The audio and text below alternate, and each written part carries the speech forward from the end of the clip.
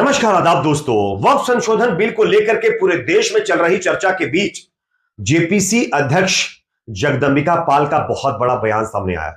आप सब जानते होंगे जगदंबिका पाल वक्फ संशोधन बिल की चर्चा के लिए बनाई गई कमेटी के अध्यक्ष हैं और उन्होंने बयान दिया है, एक मीडिया चैनल से बातचीत करते हुए कहा है कि ये जो बिल है वो सर्वसम्मति से पास होना चाहिए। साथ ही साथ इन्होंने असदुद्दीन ओवैसी के द्वारा उठाए गए तमाम सवालों के भी जवाब दिए हैं, जो आगे मैं आप लोगों को बताने वाला हूं। साथ ही साथ एक और बड़ी खबर इस बिल से जुड़ी हुई सामने आ रही है। आप सब जानते होंगे जेपीसी की छठी बैठक संपन्न हो गई है। इस बैठक में तमाम संगठनों की तरफ से हिस्सा लिया गया। 3 ऐसे मुस्लिम संगठन हैं जिन्होंने इस बिल का समर्थन किया है।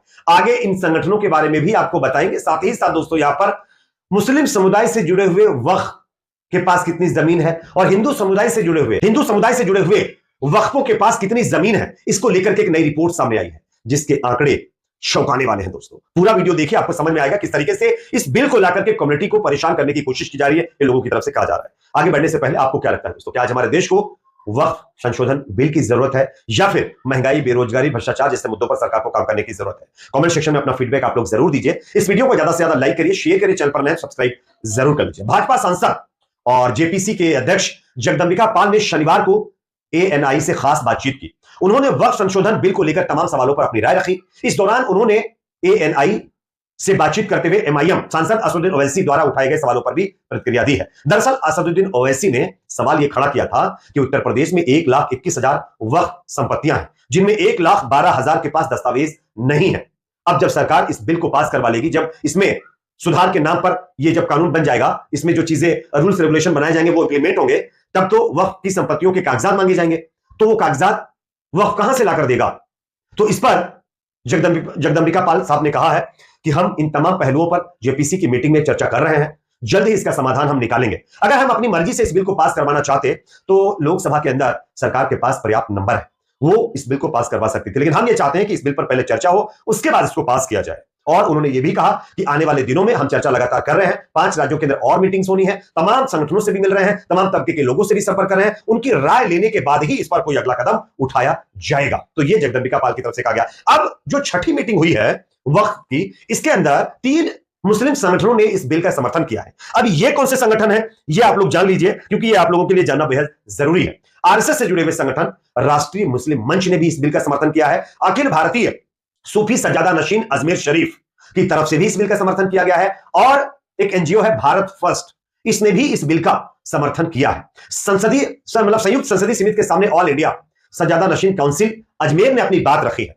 इन्होंने समर्थन करते हुए कहा है अपने प्रेजेंटेशन में, सज्जादा नशीन काउंसिल ने दरगाहों की स्वायत्तता बरकरार रखने की भी मांग की है और इसी के साथ साथ इस सरकार के द्वारा लाए गए इस बिल का इन्होंने समर्थन भी किया है। साथ ही साथ दोस्तों, यहां पर बताया जा रहा है कि असदुद्दीन ओवैसी और तमाम विपक्षी सांसदों ने इन संस्थाओं के ऊपर सवाल खड़े किए कि इनका कोई अस्तित्व है ही नहीं, तो आखिरकार इनके समर्थन की बात क्यों की जा रही है? हालांकि ये जितने भी संगठन हैं, ये बीजेपी आरएसएस की तरफ झुकाव रखने वाले संगठन हैं, इसलिए तमाम लोग इन संगठनों के द्वारा दी गई राय को ज्यादा तवज्जो नहीं दे रहे और तमाम जेपीसी के जो मेंबर्स हैं वो भी इसका विरोध कर रहे हैं। आप सब जानते होंगे 31 सांसद शामिल हैं जेपीसी कमेटी के अंदर। उनमें जितने भी विपक्ष से ताल्लुक रखने वाले सांसद हैं वो सब के सब बताया जा रहा है कि इन संगठनों के द्वारा समर्थन पर उन्होंने सवाल खड़े किए हैं।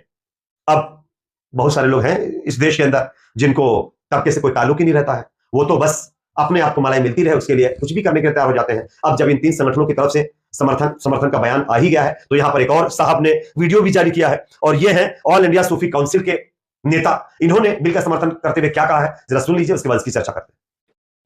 हम बात इंशाल्लाह हमें पूरी उम्मीद है, सरकार की मंशा साफ है और सरकारें हमेशा देखिए कौम की, अपने आवाम की फलाह बहबूदी के लिए काम करते हैं। कानून आते हैं तो पब्लिक के इंटरेस्ट में आते हैं कि वक्फ एक्ट में अमेंडमेंट होना जरूरी है।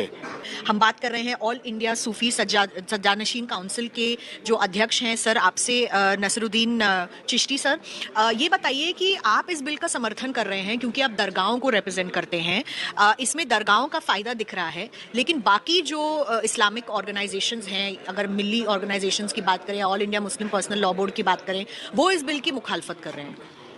देखिए, बिना बिल देखे मुखालिफत करना तो बेमानी है। आपने पढ़ा नहीं और आप कौम को गुमराह करेंगे, मुसलमानों के मामला में मुदाखलत है। बिल्कुल ऑल इंडिया सूफी सज्जानशीन काउंसिल जो दरगाहों को रिप्रेजेंट करती है वो इस बिल का वेलकम करती है।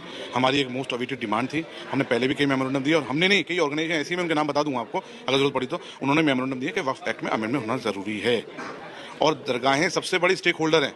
कौन क्या कहता है ऑर्गेनाइजेशन मुझे नहीं मालूम। अगर आप सर्वे कराएंगे तो सबसे बड़े स्टेक होल्डर वफ़ के दरगाहें हैं इस देश की। ज़्यादातर प्रॉपर्टी बिलोंग टू दी दरगाह, और हमें मालूम है क्या दुश्वारी आती है एक्ट से, वफ़ एक्ट से क्या प्रॉब्लम आ रही है, और वफ़ क्या कैसे बेजा इस्तेमाल किया, किस तरीके से परेशान किया। हम लोग विक्टिम है इसके, और हम सरकार जो इंशाल्लाह हमें पूरी उम्मीद है सरकार की मंशा साफ है, और सरकारें हमेशा देखिए कौम की अपनी आवाम की फलाह बहबूदी के लिए काम करते हैं। कानून आते हैं तो पब्लिक के इंटरेस्ट में आते हैं। सर कितनी दरगाहें ऐसी हैं जो इस वक्फ बोर्ड एक्ट के अंदर आनी चाहिए थी जो अभी तक नहीं आई हैं?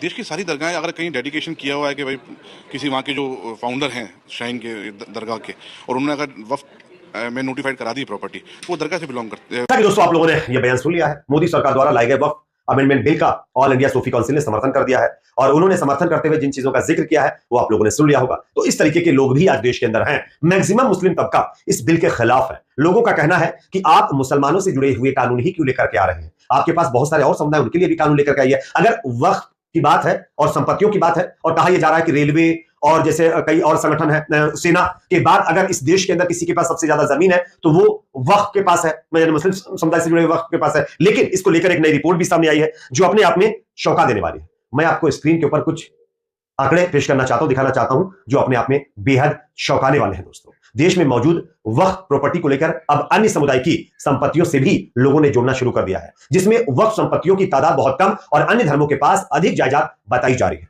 केंद्र सरकार द्वारा लाए जा रहे वक्फ संशोधन बिल को लेकर लगातार यह प्रचारित किया जा रहा है कि देश में मौजूद वक्फ प्रॉपर्टी रेलवे और सेना के बाद तीसरी सबसे बड़ी संपत्ति है, जबकि वास्तविकता यानी रियलिटी ये नहीं है। आपको बता दें, हिंदू बोर्ड के पास, सिर्फ हिंदू बोर्ड की बात कर रहा हूं मैं, 150 लाख एकड़ जमीन है, जबकि वक्फ के पास कितनी जमीन है? मात्र 9.5 लाख। अब 150 लाख और 9.5 लाख से आप कंपैरिजन करिए और सोचिए किसके पास ज्यादा जमीन है। 150 लाख एकड़ जमीन वाले बोर्डों के पास उनके लिए कोई रूल्स रेगुलेशन नहीं लाया जा रहा है, जबकि वक्फ के लिए नए नए कानून, उसमें सुधार करने के नाम पर बिल लाए जा रहे हैं। ये लोगों की तरफ से सवाल किया जा रहा है। इसमें कुछ राज्यों के भी आंकड़े हैं। सिर्फ तमिलनाडु की बात करें तो हिंदू बोर्ड के पास 3.5 लाख एकड़ जमीन है। आंध्र प्रदेश में 4,65,000 एकड़ जायदाद है, जबकि पूरे भारत में मतलब जो है वक्फ के पास कितनी जमीन है? 9.5 लाख। कम से कम हर प्रदेश में हिंदू बोर्ड के पास 5 लाख एकड़ जमीन बताई जा रही की है, जिसमें मंदिर, आश्रम, मठ, अखाड़े, वेद पाठशालाएं, सरस्वती शिशु मंदिर, घाट, वृद्धाश्रम, अनाथालय और नारी निकेतन, दरबार और गुफाएं शामिल हैं। तो आप सोचिए, जिस संगठन के पास, जिस मतलब संस्था के पास 100 मतलब जो है 9.5 लाख एकड़ जमीन है, उसके लिए बिल आ गया है, और जिसके पास 150 लाख एकड़ जमीन है, उसके लिए कोई रूल्स रेगुलेशन नहीं है। तो यह अपने आप में दर्शाता है कि किस तरीके से तबके के लोगों से जुड़े हुए मुद्दों को उठा करके कुछ पार्टियां इसका बेनिफिट लेने की कोशिश कर रही है, ऐसा लोगों का मानना है। खैर, इस पर आप लोगों की अपनी क्या राय है कमेंट सेक्शन में जरूर बताइए। वीडियो को लाइक, शेयर, चैनल पर नए तो सब्सक्राइब जरूर।